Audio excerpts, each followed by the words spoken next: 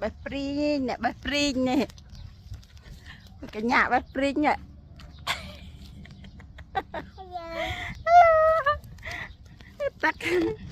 Tắc khâu á.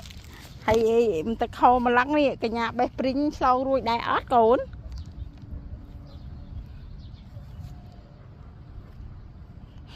Bạch Pri man nhám ớt mày tàu.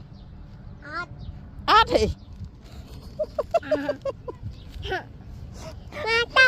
Bơm ban tinh kia thế mà hai ban xì thế mà tới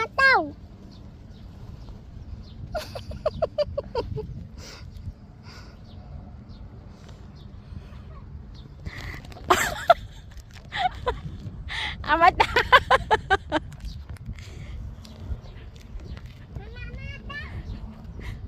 mình đang làm Bạch Pri ê bà mà cái ló đó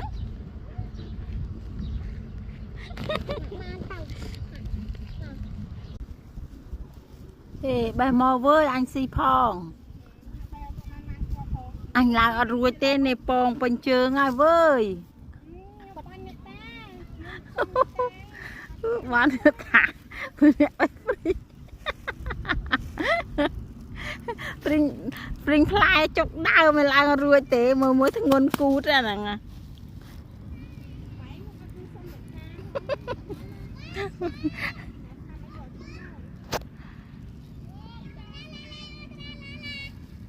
bộ bông tham bên mặt chơi